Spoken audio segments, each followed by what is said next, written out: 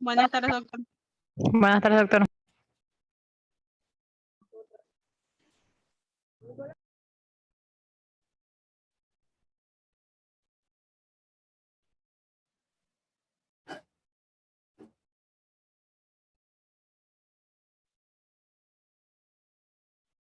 Buenas tardes, estudiantes. Buenas tardes, doctor. Buenas tardes, doctor.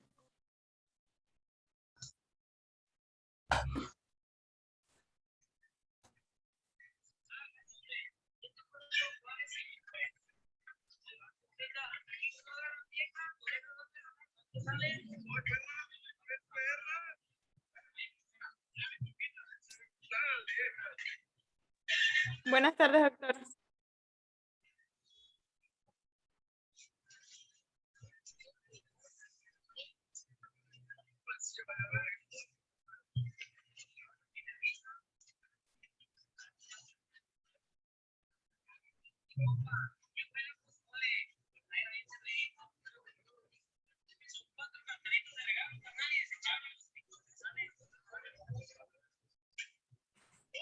Compañero Párraga,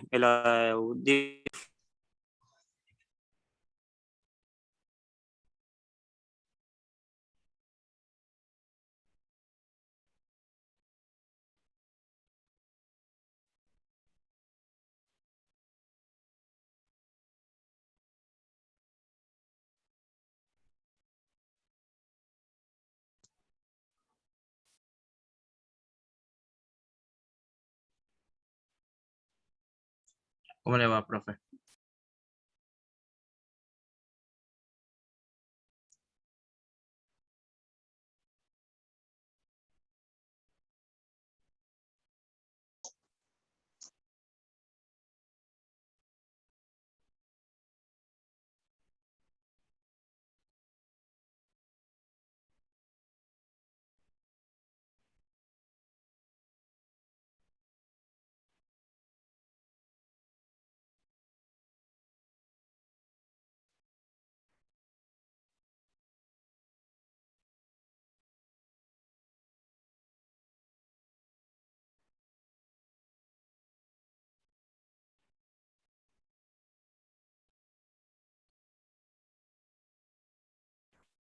Dios mío, voy a proceder con la convocatoria.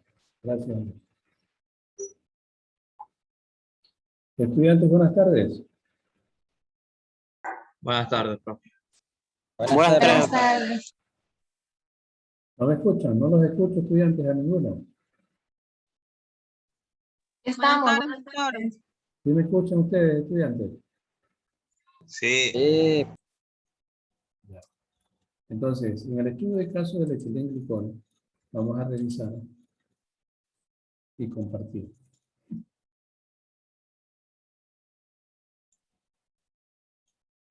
Dice, la intoxicación por etilenglicol es una urgencia médica y debe ser tratada como tal.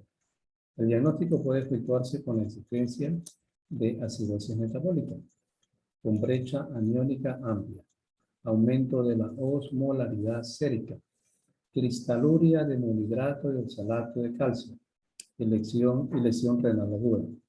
Cursa con 3 fases bien definidas, aunque algunos autores consideran una cuarta.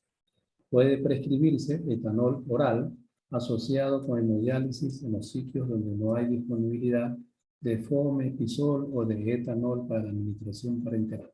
Entonces ahí en resumen estamos viendo que se intoxicó, cuáles son las causas de administración de sustancias que permitan desdoblar el etilenglicol, ¿ya?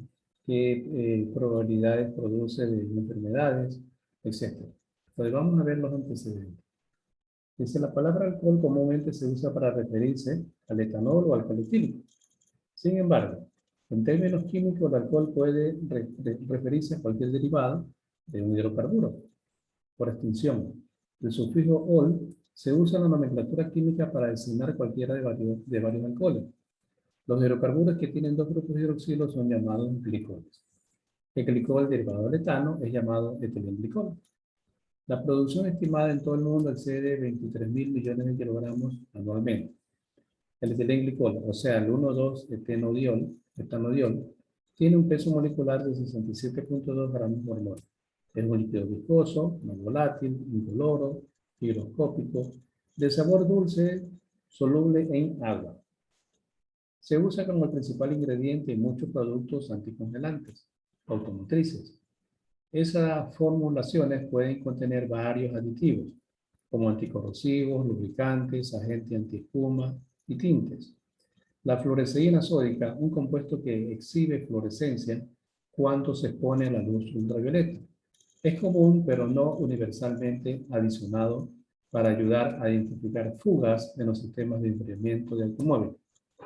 El benzoato de natonio, un derivado de la lidocaína, con un intenso sabor desagradable, se adiciona a algunos anticongelantes para disuadir la ingesta accidental o intencional. El uso industrial más importante es como precursor sintético. Por ejemplo, el terastalato de polietileno, el poliedro usado para hacer botellas de plástico, para bebidas carbonatadas y otros contenedores. Es producto del etilenglicol, así como el textil sintético familiar, conocido como poliéster. El etilenglicol por sí solo puede resultar en envenenamientos que ponen en peligro la vida cuando es ingerido. La utilidad del etilenglicol deriva de su baja masa molecular, su mezcla con agua y su alto punto de ebullición. Se empezó a usar en el decenio de 1920. El primer caso por envenenamiento se describió en 1930. La toxicidad de los glicoles se apreció completamente en 1937, cuando 76 personas murieron después del uso de un elixir de sulfanilamida que contenía completamente en 1937. Contenía 72% de etilenglicol. En 1969, 7 niños murieron en la ciudad de Cabo, Sudáfrica, como resultado de la ingesta de un hipnótico que también contenía esta sustancia. La Asociación Americana de los Centros de Control de Envenenamientos reportó más de 4.800 y 6.000 exposiciones a etilenglicol en el año 1997 y 98 respectivamente. Un caso clínico. Un paciente masculino de 90 años de edad, originario de residencia del estado de Tlaxcala, jornalero, con alcoholismo positivo desde los 25 años de edad, a base de bebidas fermentadas, llegando frecuentemente a la embriaguez. En 1998 cursó con enfermedad vascular, cerebral oclusiva de la arteria cerebral media izquierda, que le dejó como secuela hemiparesia espástica derecha. Inició su cuadro clínico en noviembre del 2003. Había ingerido, presumiblemente, 500 centímetros cúbicos de líquido anticongelante, que se encontraba en una botella de refresco, con verborrea, poliuria y polidixia. Un día después, se agregó somnolencia. Permiso un ratito, estudiantes.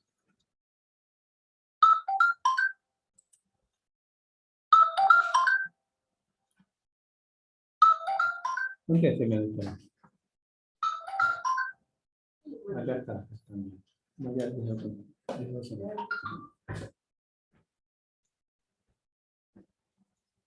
fue llevado allá. Entonces, había ingerido este individuo un anticongelante que se encontraba en una botella de refresco y presentó algunos síntomas hasta llegar al deterioro neurológico, así como a respiración estertorosa. Un día después se agregó somnolencia, fue llevado 24 horas después de la ingesta a un hospital general de zona, además de respiración rápida y superficial. A su llegada se encontró con pérdida de estado de alerta, respiración acidótica y ruidos cardíacos arrítmicos. Se le hizo una gasometría que reportó un pH de 6.9 sin determinación del producto de CO2 ni de bicarbonato. Por deterioro de la mecánica ventilatoria se decidió una intubación ortotraqueal y asistencia mecánica ventilatoria. Fue trasladado a la unidad de cuidado intensivo, donde se encontró bajo asistencia mecánica ventilatoria. Se tomó control gasométrico que demostró una acidosis metabólica con brecha aniónica de 35.79.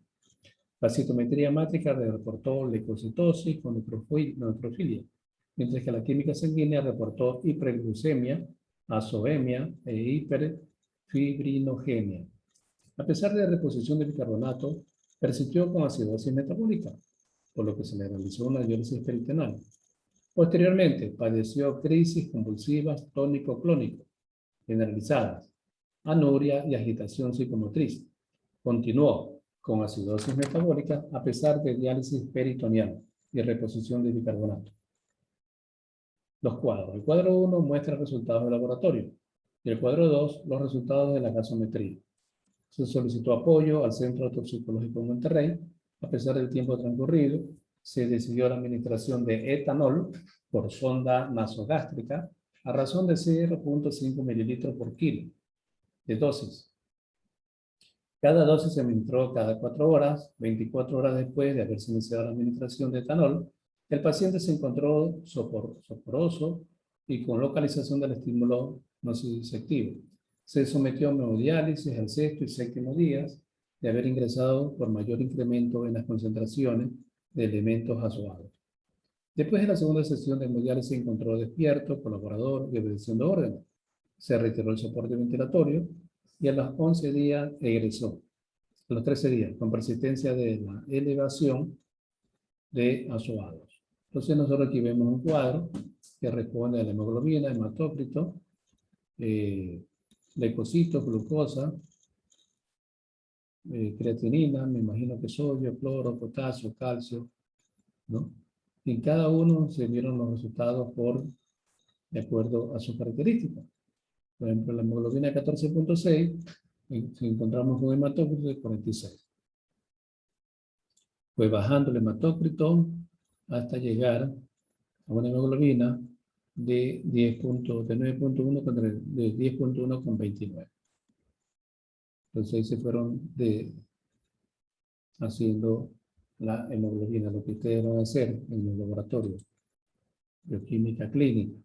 Aquí está todo lo que tienen que hacer. El día, por ejemplo, el día 19 de marzo de 2003, se encontró con un pH 6.9 y una constante de oxígeno de 115.7, bien bajo.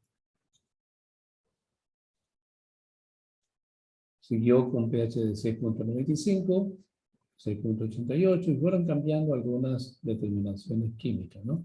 Como el bicarbonato, saturación, CO2, etc. Hasta encontrar el 10º día con un pH 7.36, un CO2 de 26, bicarbonato 14.7, etc. Discusión. El etilenglicol es un alcohol con 2 grupos de hidroxilo. Bueno, ya sabemos todo esto.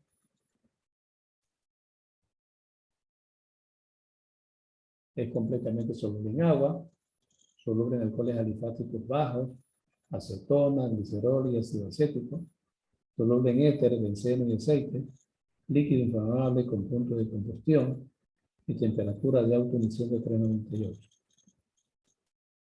Es manufacturado a partir del etileno por vía intermedia de óxido de etileno, reacciona con agua para formar etilenglicol.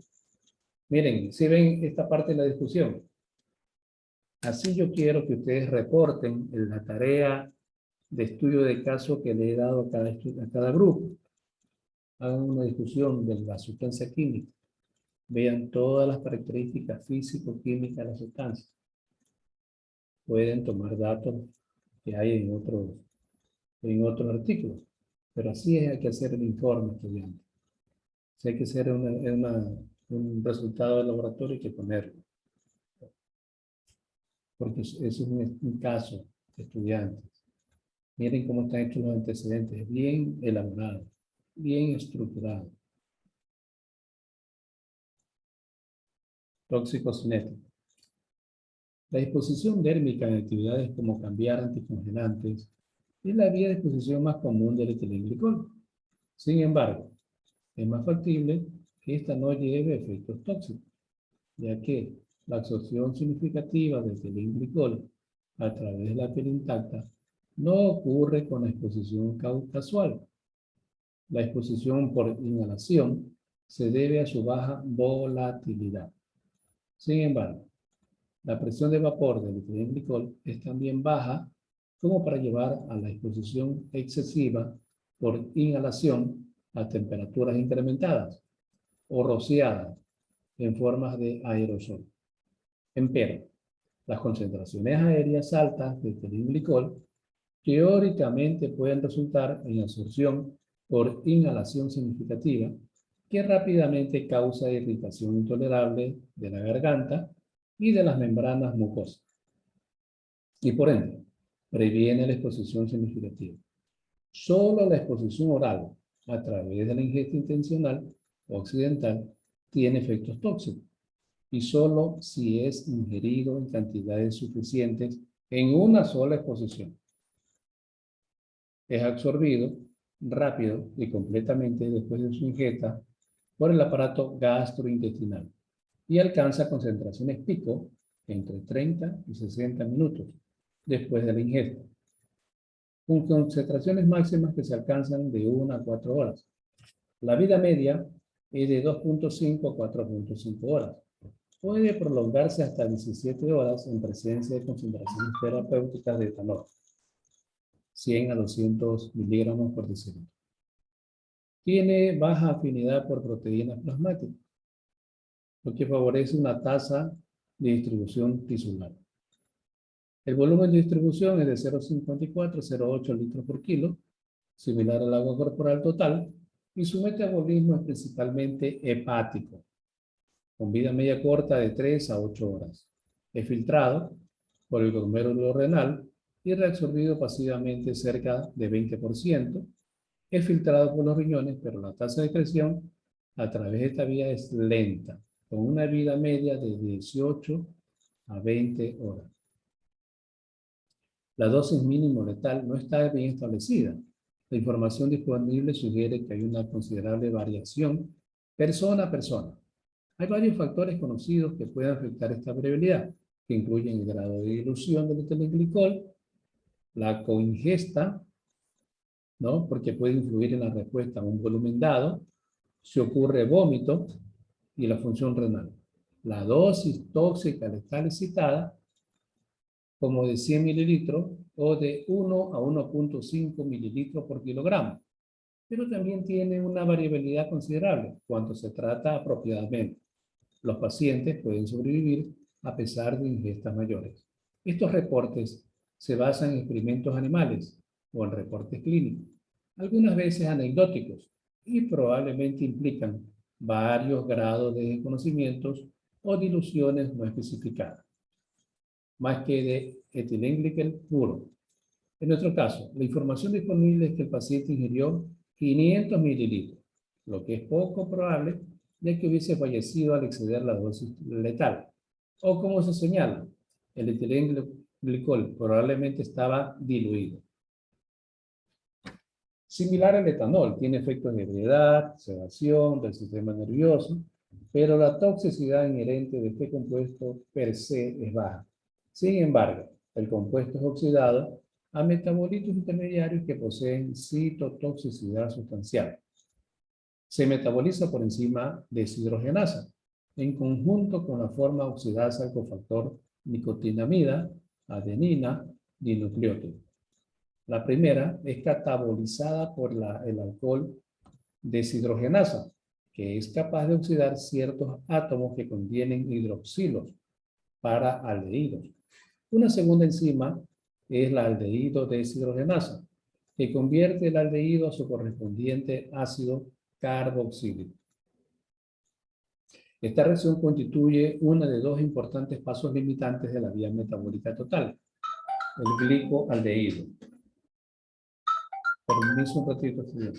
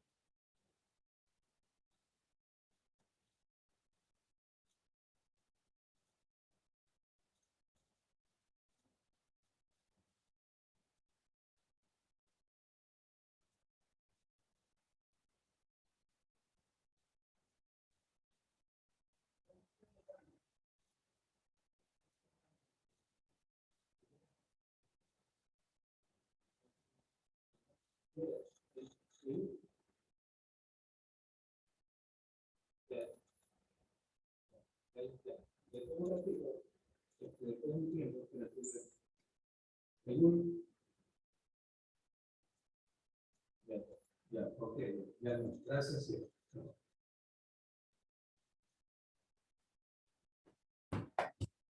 Seguimos, estudiantes. Estudiantes, seguimos. Sí. Ya, bueno, seguimos. Entonces, ahí tenemos la reacción del etilenglicol junto con las enzimas de hidrogenasa para transformarlo a glicoaldehído. Pero ese glicoaldehído también lo tenemos que transformar, ¿no?, con otras enzimas que tienen que intervenir, concretamente con la replicación del ADN, ¿no? Y así sucesivamente hasta llegar al ácido glicólico, y este ácido glicólico transformarlo a glioxal a través de glutatión glioxilasa con la ayuda de estos cationes de NAD, NADH, para transformarlo a ácido glioxílico por acción de glicolato oxidasa o lactato deshidrogenasa. Una conversión que constituye el segundo paso limitante, perdón,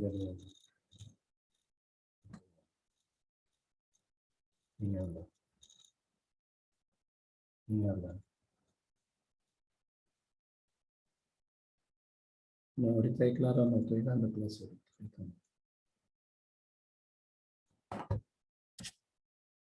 Entonces tenemos que el ácido glioxílico es convertido a ácido oxálico principalmente por la DHL. ¿Cómo se llama la DHL, Freddy? Es una enzima. ¿Cómo se llama esa enzima? DHL. Tengo 10 chats.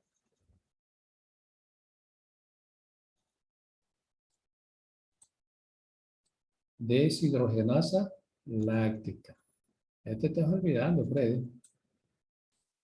No la vi bien, no la vi bien. Ya. Los ácidos. Ahí no le carga la imagen, ya veo. Ya. Le falta ahí la última reacción del ácido oxálico. Aquí está todo. Aquí está todo. Aquí están todas las reacciones químicas, enzimáticas, para transformar el etilenglicol a ácido glioxílico. Bien. El hallazgo patológico de grandes formaciones de oxalato de calcio en los túbulos renales fue aceptado grandemente como el mecanismo por el cual el envenenamiento por etilenglicol resulta en las manifestaciones clínicas de insuficiencia renal aguda, ya sea por causar obstrucción tubular renal o por un defecto citotóxico directo del oxalato en los túbulos renales. Este mecanismo tiene una presunción lógica, dado que los individuos con el error innato al metabolismo conocido como oxaluria primaria u oxalosis congénita excretan grandes cantidades de oxalato de calcio y desarrollan un extenso depósito de cristales. Estos individuos se hallan, ojo, estos individuos, estos seres humanos sí producen oxaluria primaria. Una vez conocí hace un tiempito, ya murió una persona porque produce bastante oxaluria. Y eso hace daño a los tendones. Afecta a los tendones y afecta también a la parte de las rodillas.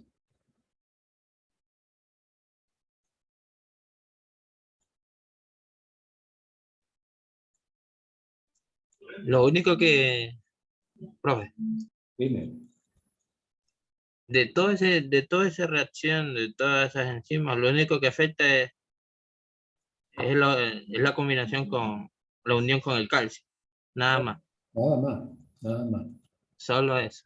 Sí, solo eso.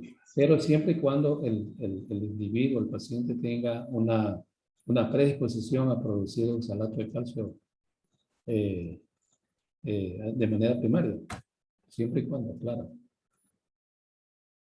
Porque es genético, es congénito. Yo conocí un caso, voy a nombrarlo. Este caso son de unos descendientes de libaneses. Ellos Esta familia tuvo un problema, tiene problemas de eso. Han muerto ya algunos de ellos. Bien, dice que excretan grandes cantidades de oxalato de calcio y desarrollan extensos depósitos de cristal, incluyendo nefrocalcinosis, lo que lleva a una insuficiencia renal frecuentemente en niños. Además de la nefropatía microobstructiva por el oxalato de calcio, por la necrosis tubular aguda inducida por oxalato, otros mecanismos postulados de toxicidad renal por el envenenamiento con etilenglicol han incluido la citotoxicidad renal directa por uno o más de los metabolitos intermediarios, necrosis focal. Ya me está molestando el slide. Me está pidiendo que le traiga. El glicaldehído y el glioxilato mostraron alto grado de toxicidad, incluyendo una depresión profunda de ATP, liberación de DHL y muerte celular tubular. El glicaldehído causa también degradación de fosfolípidos y de la deshidrogenasa láctica. El glioxilato mostró inhibir el transporte mitocondrial de electrones y la fosforilación oxidativa, inhibiendo el ciclo de Krebs. El glioxal también tiene citotoxicidad con formación de especies reactivas de oxígeno y colapso del potencial de membrana mitocondrial, incluyendo peroxidación lipídica e inhibiendo la respiración celular. Los intermediarios ácidos y aldehídos de etilenglicol tienen otros efectos tóxicos como interferir en el metabolismo de la glucosa, bloquean la síntesis de proteínas e inhiben la síntesis y replicación del ácido nucleico. Una hipótesis reciente de trabajo es que el oxalato, el metabolito del etilenglicol, se acumula en el túbulo renal en cantidades suficientes para formar cristales de monohidrato de oxalato, que son introducidos por las células proximales tubulares. ¿Provoca qué cosa? Un daño mitocondrial, que resulta en muerte celular y necrosis tubular, con la consecuente insuficiencia renal, ¿no? Pomara y colaboradores demostraron en ratas que los cristales de monohidrato de oxalato de calcio y no el ion oxalato causan daño en la mitocondria del riñón, induciendo permeabilidad mitocondrial transitoria que lleva a la muerte de las células renales. Debido a que esos cristales de monohidrato de oxalato de calcio son transportados intracelularmente por las causas renales. La toxicidad renal del etilenglicol puede resultar en la inhibición de la respiración mitocondrial en las células tubulares proximales. Se sabe que la permeabilidad transitoria de la mitocondria inhibe la síntesis de ATP y es responsable de la muerte celular necrótica. Así que la interferencia con la producción de energía mitocondrial puede ser un factor importante en una lesión renal inducida por la acumulación de cristales de monohidrato de oxalato de calcio en los riñones durante la exposición aguda y subaguda al etilenglicol. Cerca del 50% de los casos fatales de intoxicación por etilenglicol se encuentran cristales de oxalato de calcio en orina y en diferentes tejidos. King y colaboradores observaron esos cristales en orina 4 a 8 horas después de la ingestión. La existencia de cristales de oxalato de calcio depende del curso de la intoxicación. Así, Garrett y colegas reportaron el caso fatal de un paciente que tenía concentraciones séricas de etilenglicol de 2.340 miligramos por decilitro o 2.340 miligramos por decilitro. La elevada concentración no se debió a la redistribución post-mortem, ya que una concentración de 2.261 miligramos por decilitro se halló en orina y que el humor vítreo fue de 1.028, a pesar de que estas concentraciones no se encontraron metabolitos tóxicos ni cristales de oxalato de calcio. Además, las concentraciones de calcio, de creatinina y de nitrógeno ureico fueron normales. Se asumió que fue consecuencia del efecto tóxico directo del etilenglicol que provocó depresión aguda del sistema nervioso central, insuficiencia respiratoria y muerte antes de la acumulación de metabolitos tóxicos. Entonces ahí tenemos la historia clínica y sus manifestaciones. El estadio 1, minuto 12 horas, minuto 12 a 24 horas, más de 24 horas, Estadio 4, las secuelas que deja. Hallazgo de laboratorio. Diagnóstico. Pruebas de escrutinio de laboratorio. Cristaluria. Concentraciones sanguíneas de lactato. Medición por laboratorio de los metabolitos del etilenglicol. Otras alteraciones de laboratorio. Tratamiento. Medidas de apoyo de contaminación digestiva. Cómo actúa el bicarbonato de sodio. Bloqueo de la oxidación del etilenglicol. Acción del etanol. Del fomepisol. La hemodiálisis, qué acción tiene. Terapia de apoyo y conclusión.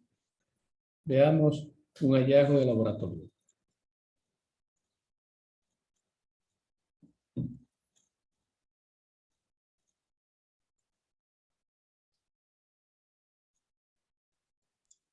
Pero esto ya, ¿cómo era? A ver, ¿cómo lo- Pero vamos viendo una información de laboratorio.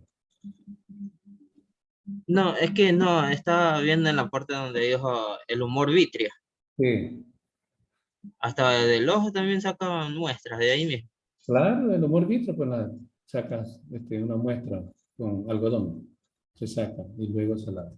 O también con pipeta. Una pipeta especial que hay para ese toma de muestra.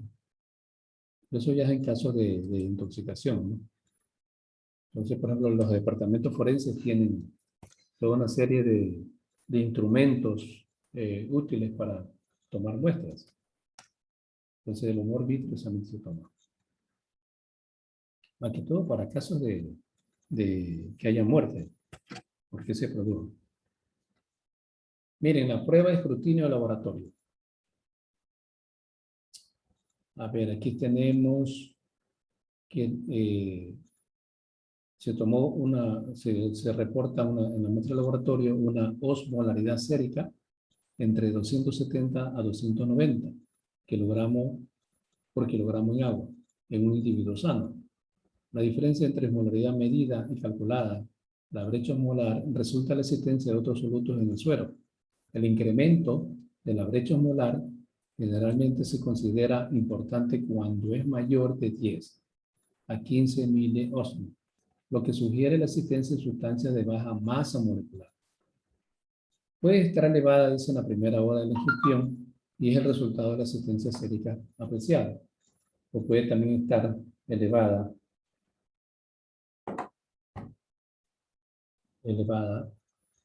en tóxicos. Dice, la contribución del etilenglicol o del etanol puede calcularse de la siguiente manera. Cada 16 milimol por litro, o sea, 100 miligramos por decilitro, contribuyen a 16 milimol de kilogramo por agua y cada 22 milimol por cada 100 o 100 miligramos por decilitro de etanol contribuyen con 22. O sea, hay una equivalencia, ¿no? Si tienes 16 milimol, también tendrás 16 miliosmol. A medida que se metaboliza el etilenglicol, sus concentraciones plasmáticas disminuyen y entonces su contribución también declina. Puede no ser aparente tardíamente en el curso del envenenamiento, encontrándose concentraciones letales de metabolitos tóxicos. Estos metabolitos en su forma neutral y en su forma aniónica tienen actividad osmótica. Sin embargo, en su forma aniónica desplazan a los aniones bicarbonatos activos y así los aniones ácidos no tienen efecto neto en la osmolaridad.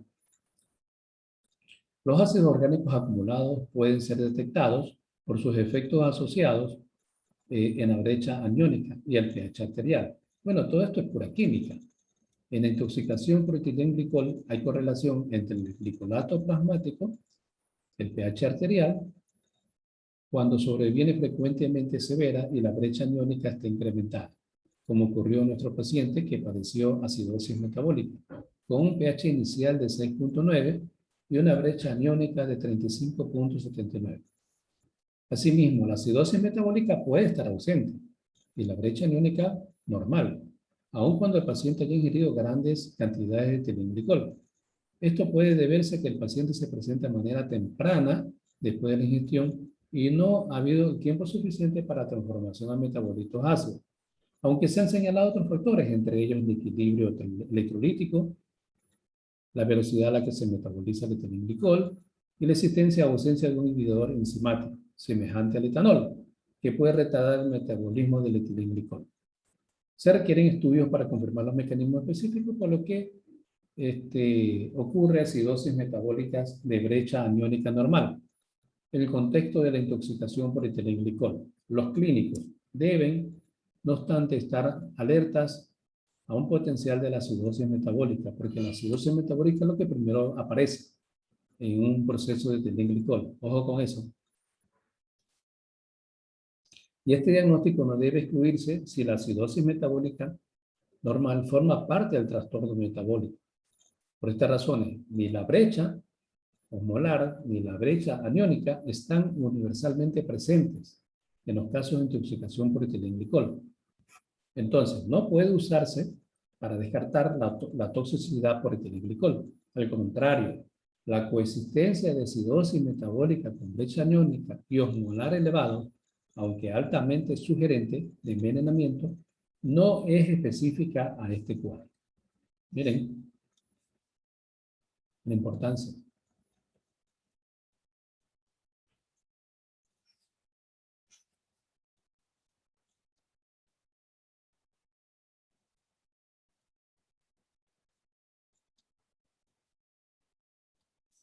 La cristaluria. ¿Qué tiene que ver la cristaluria?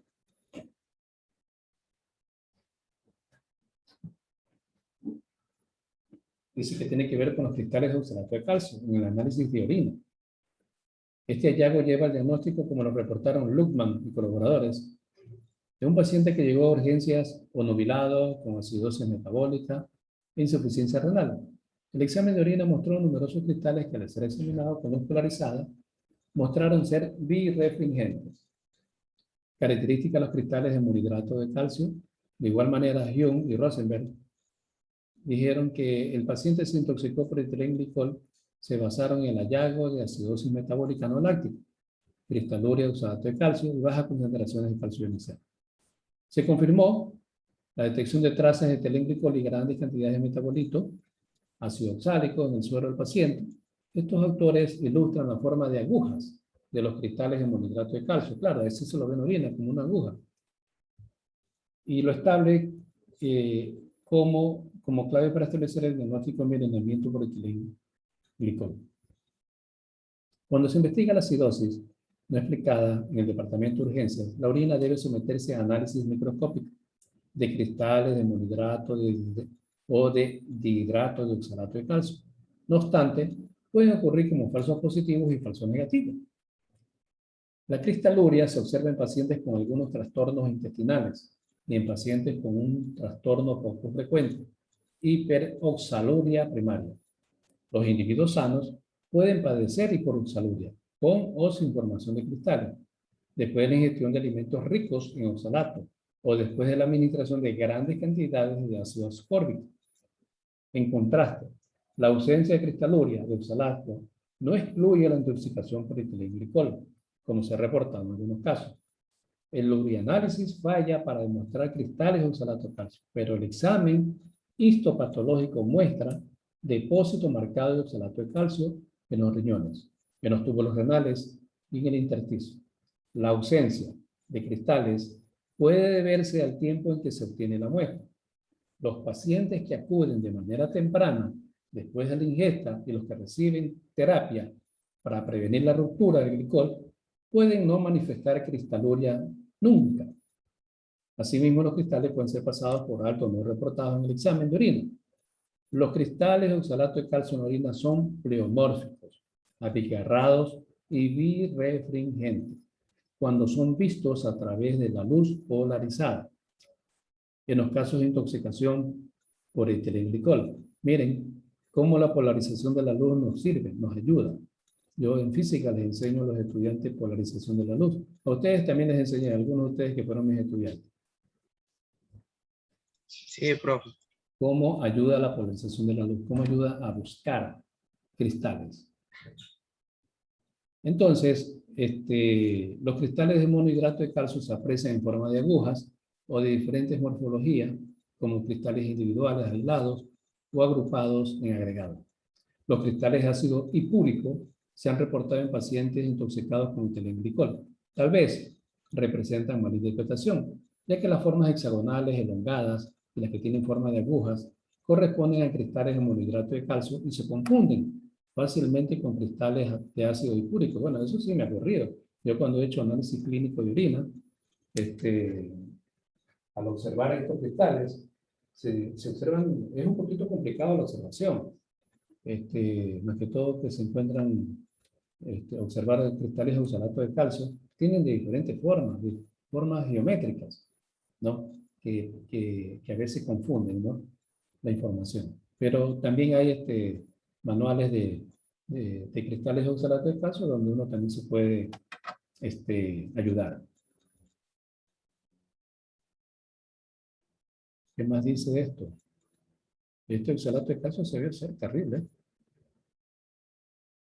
En teoría, dice, la cristaluria de ácido hipúrico puede formarse en el envenenamiento con etilenglicol en humanos por una reacción de transaminación que involucra el ácido glioxílico para formar glicina por la conjugación de glicina a ácido benzoico. La piroxina se requiere en la primera reacción de la secuencia, pero por ser un cofactor, no es consumida por la reacción. Por otro lado, la reacción de conjugación requiere una fuente continua de ácido benzoico o ionión benzoato. En teoría, las altas concentraciones de ácido hipúrico pueden ocurrir acompañadas de cristaluria. Sin embargo, la evidencia documental es insuficiente. Algunos autores encontraron cristales en un paciente intoxicado parecido a los hipuratos, pero al usar cristalografía radiográfica, un método definitivo de identificación de cristales, el autor mostró que los cristales fueron de monohidrato de oxalato de calcio.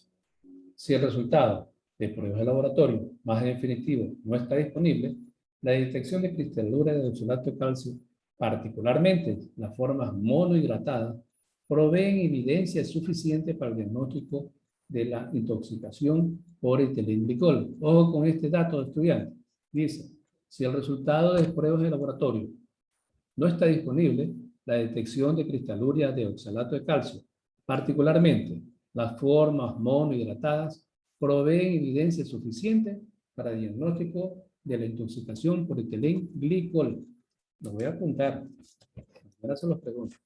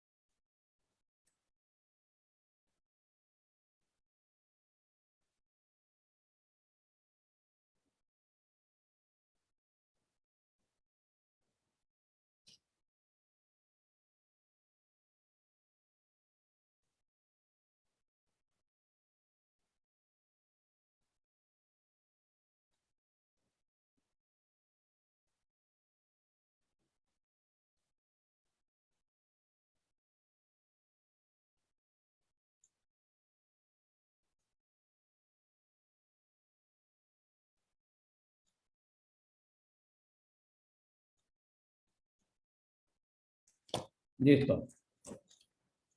El examen de orina con la lámpara de Wood puede ser utilizado porque los anticongelantes contienen fluoresceína. Winter y colaboradores reportaron sus hallazgos de una prueba diseñada para demostrar si la fluoresceína incluida en muchas formulaciones anticongelantes automotrices podría detectarse en orina al ser expuesta a la luz ultravioleta.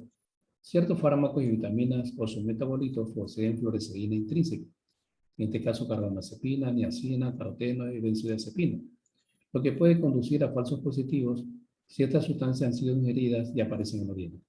Los falsos negativos pueden ocurrir si la muestra se obtiene unas pocas horas después de la ingestión o si el anticongelante tiene una formulación que no contiene fluoresceína.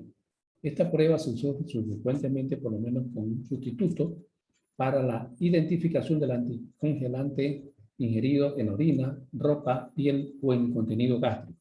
Casaban y colegas estudiaron a 16 niños sanos y 30 hospitalizados por otras razones diferentes a la intoxicación y concluyeron que la fluoresceína no es indicador de ingestión de anticongelante en niños y recomendaron que esta prueba fuera abandonada. A estas mismas conclusiones llegaron el equipo de Wallace, el de Parsons. Con base en información disponible en la actualidad, se sugiere que la determinación de fluoresceína en orina no se considere prueba de escrutinio ante sospecha de ingestión de anticongelante. Pomar y colaboradores reportaron un caso fatal de intoxicación por etilenglicol en el que usaron microscopía de exploración láser en biopsia de riñón y evidenciaron cristales de oxalato de calcio en forma de monohidrato y de hidrato. A ver, estudiantes, este oxalato de calcio en forma de monohidrato, ¿qué me evidencia? A ver, señorita Caicedo, este oxalato de calcio en forma de monohidrato, ¿qué me evidencia?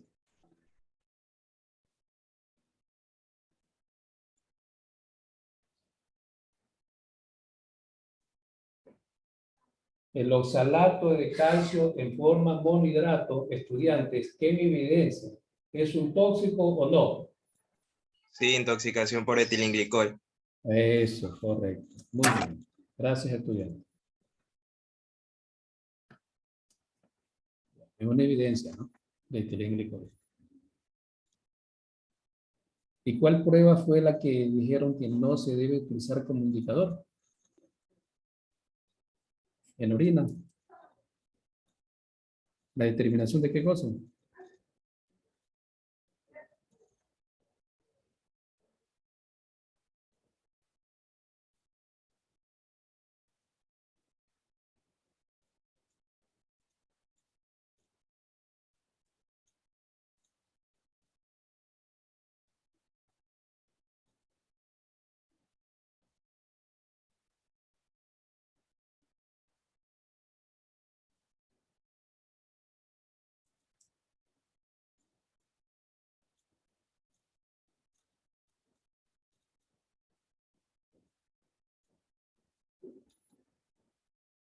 Ahí hablan sobre el indicador de fluorescencia. Fluoresceína.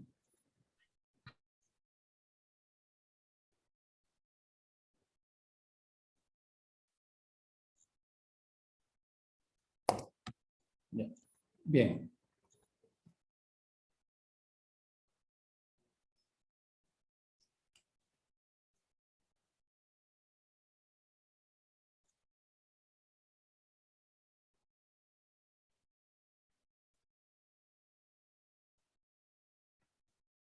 Bien,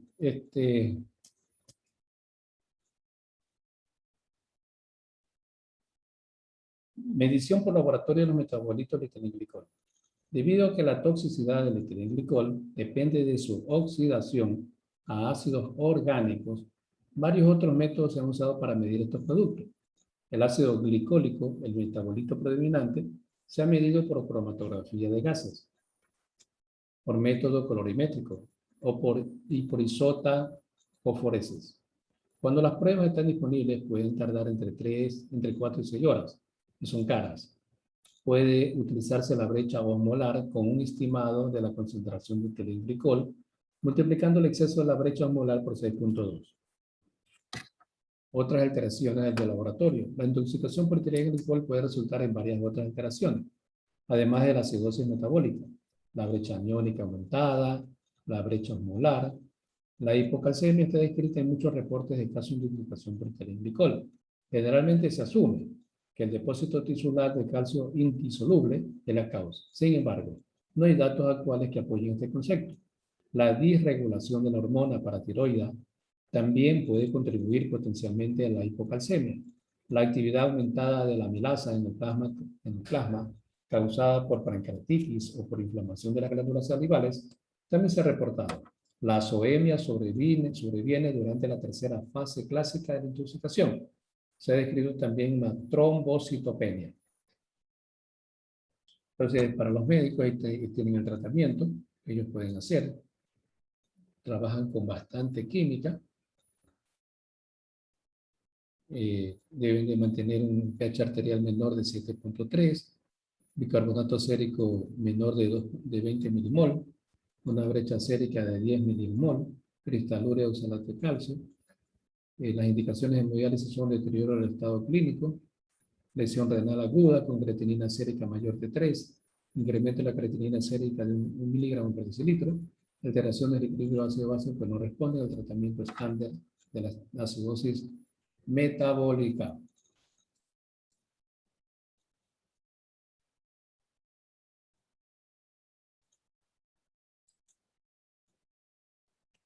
Bloqueo de la oxidación del etilenglicol. La oxidación de la etilenglicol por el alcohol deshidrogenasa es un paso crítico en su conversión a oxalato, que produce acidosis metabólica y posteriormente insuficiencia renal. Así, si la oxidación del etilenglicol a oxalato puede bloquearse, puede prevenirse la toxicidad fatal debido a la ingestión de este compuesto.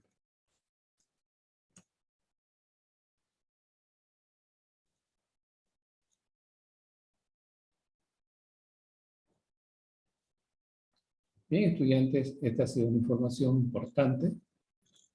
Entonces los médicos pueden trabajar con etanol y pueden trabajar también con fopenzol. El fomepizol es un inhibidor competitivo del alcohol deshidrogenasa que previene la formación de metabolitos de etilenglicol. Es más efectivo cuando se administra de manera temprana, antes que se formen cantidades significativas de metabolitos tóxicos. El pronóstico depende del tiempo, desde la ingestión hasta el momento en que se inició el tratamiento. Ya fue aprobado por la FDA para el tratamiento por la intoxicación de etilenglicol. No tiene efectos hepatotóxicos como su antecesor, el pirazol. La afinidad por el alcohol deshidrogenasa es 8,000 veces superior a la del etanol. Fomepizol. No se olviden del fomepizol.